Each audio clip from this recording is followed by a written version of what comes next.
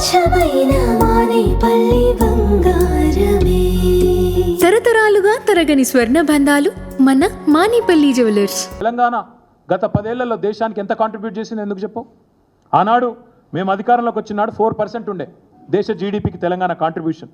మరి ఈరోజు 5%, ఒక 1% పెరిగింది కదా దేశ జీడిపి కాంట్రిబ్యూషన్ తెలంగాణ. అది ఎందుకు చెప్పవు? ఆ రోజు బడ్జెట్ కేవలం 46,000 కోట్లు, రెవెన్యూ, తెలంగాణ రెవెన్యూ 46,000 కోట్లు. ఈరోజు 1,60,000 కోట్లు.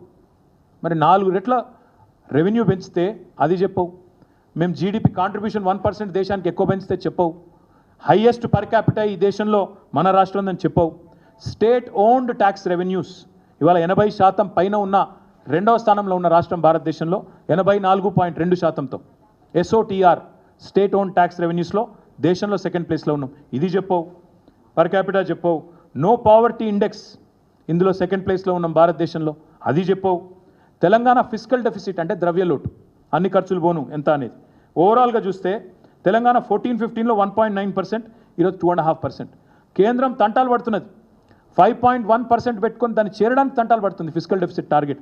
ఇంత బాగా నడుస్తుంటే దీని మీద చిల్లర మాటలు. ఇంకా దరిద్రం ఏంటంటే రేవంత్ రెడ్డి కాకి అరుపులు.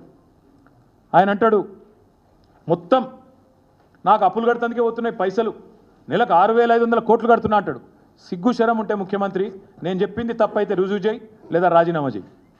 నువ్వు అంటున్నావు 6,500 కోట్లు కడుతున్నా అంటున్నావు. ఇది ఆర్బీఐ డాక్యుమెంట్, నాది కాదు. దీని ప్రకారం ఆర్బీఐ ప్రకారం ఇప్పటిదాకా మీ గవర్నమెంట్ వచ్చినాక 12 నెలల్లో కట్టింది కేవలం 34,730 కోట్లు, అంటే నెలకు 2,900 కోట్లు. సిగ్గుంటే, ఇజ్జత్ ఉంటే, మానం ఉంటే అయితే నన్ను తప్పన రుజువు చేసి రాజీనామా చేసి పక్కకు.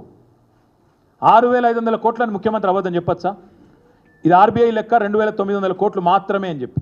ఇంకా దారుణం చెప్తాం మీకు, ఇది ఆర్బీఐ లెక్క. ఇక కాగ్ వాళ్ళ లెక్క ఇంకా భిన్నంగా ఉంది.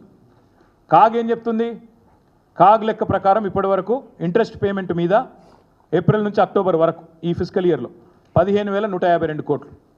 ఈ ఆర్థిక సంవత్సరంలో ఏప్రిల్ నుంచి అక్టోబర్ దాకా అంటే నెలకు 2,164 crores. మరి మిగతా పైసలు ఎటు వీక్తున్నాయి? ఢిల్లీకి సంచులలో పోతున్నాయా? ఢిల్లీకి పోతున్నాయా లేకపోతే నీ బ్రదర్స్ జేబులోకి పోతున్నాయా? ఏడికి పోతున్నాయి చెప్పు. మరి 6,500 కోట్లు కడుతున్నాను తప్పుడు కూతలు కూస్తున్న తప్పుడు ముఖ్యమంత్రి. ఇక్కడ ఆర్బీఐ లెక్క ప్రకారం 2,900, కాగ్ లెక్క ప్రకారం 2,164 కోట్లు. మీకు ఇస్తా చూసుకోండి. ఇంత స్పష్టంగా ఉంటే విషయం ఇవాళ తప్పుడు కూతలు ముఖ్యమంత్రి కూస్తున్నాడు. అందుకే నేను అనేది దొంగనే దొంగ అని ప్రచారం చేసినట్టు ఈ మిగతా పైసలు ఎటుపోతున్నాయి రేవంత్ రెడ్డి చెప్పాలే. ఇంకొక మాట, మేము ఉమ్మడి రాష్ట్రంలో, మేము కాదు మాకంటే ముందు 1956 నుంచి 2014 వరకు మొత్తం 2 ప్రభుత్వాలు చేసిన అప్పు 72,658 కోట్లు మొత్తం అన్ని ప్రభుత్వాలు. కానీ రేవంత్ రెడ్డి ఒకటే సంవత్సరంలో అవన్నీ దాటిపోయింది. ఒకటే సంవత్సరంలో రేవంత్ రెడ్డి గారు చేసిన అప్పు ఎంత అంటే ఇది నా లెక్క కాదు, ఇది కూడా ఆర్బీఐ లెక్క. ఇది ఇంకా ఘోరం ఏంటంటే సెప్టెంబర్ దాకానే, ఆగస్టు దాకానే ఉంది, తర్వాత దాచేసిండ్రు, బయటికి రాణిస్తలేరు వివరాలు. అప్పటికే 85,000 కోట్ల అప్పు అయింది రాష్ట్రం. ఆగస్టు వరకే 85,000 కోట్ల అప్పు. కార్పొరేషన్లు, ఎఫ్ఆర్బిఎం మొత్తం తీస్తే 85,000. ఆగస్టు తర్వాత సెప్టెంబరు, అక్టోబరు, నవంబరు, ఇప్పుడు డిసెంబర్లో ఉన్నాం. గత 3 నెలలు కూడా కలిపితే మనం దాటిపోయినాం ఎప్పుడో 1,00,000 కోట్లు. అంటే 56 నుంచి 2014 వరకు ఎంతైతే అప్పు జరిగిందో అంతకంటే ఎక్కువ ఒక సంవత్సరంలో చేసిన గనుడు ఇవో రేవంత్ రెడ్డి, కాంగ్రెస్ ప్రభుత్వం. ఇది నా లెక్క కాదు, ఆర్బీఐ లెక్క, మీరు చూసుకోవచ్చు.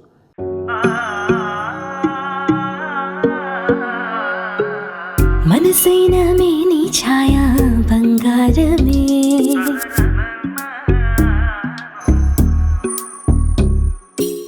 సొగసైన మేలి మాయా బంగారమే,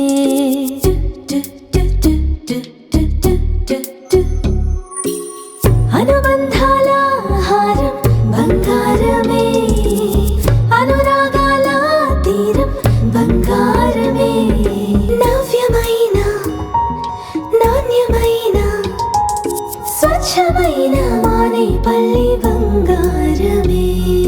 తరతరాలుగా తరగని స్వర్ణ బంధాలు మన మానేపల్లి జ్యువెలర్స్.